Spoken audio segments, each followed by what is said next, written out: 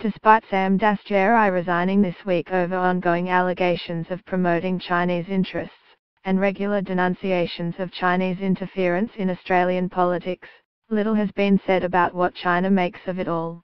On Monday, we received the definitive answer, an authoritative condemnation of Australia, signed off at the highest levels. A brief timeline of Chinese responses shows how the matter escalated.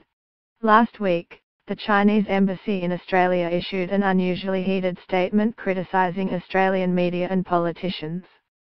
Some politicians, it said, had made.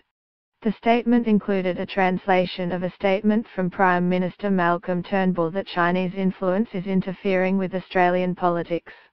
The embassy in Canberra clearly reported their displeasure to the Foreign Ministry in Beijing. Foreign Ministry spokesmen at the Beijing press conferences in the following days made similar statements. The following day, Turnbull said the Australian people stand up to China, a phrase he said was inspired by Mao's 1949 declaration that the Chinese people had stood up. Read more. Dastyari saga shows the need for donations reform, and for politicians to take more care. The matter then escalated.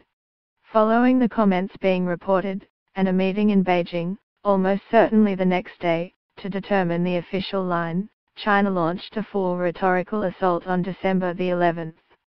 China's official government spokesperson made a public statement that Turnbull's statement that Australian people stand up was the third leading item on the national news put out by China's state television broadcaster.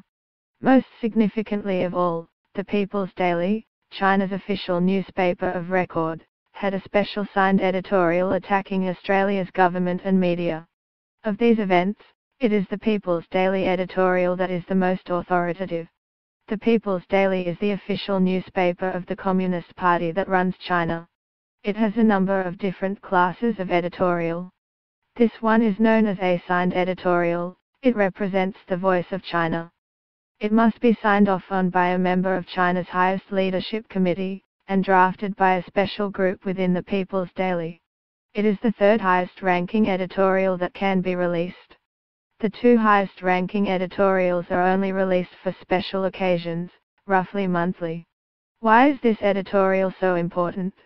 Because it immediately signals to the entire Chinese political system, including roughly 90 million party members and 40 million public servants, that their top leaders are angry at Australia.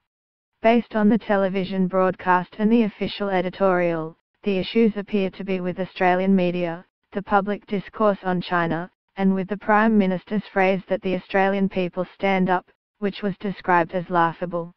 Next, the many ministries, departments, bureaus, businesses and Communist Party bodies of the massive Chinese state must determine how seriously they take this official displeasure. Chinese leaders rarely release specific orders with targets.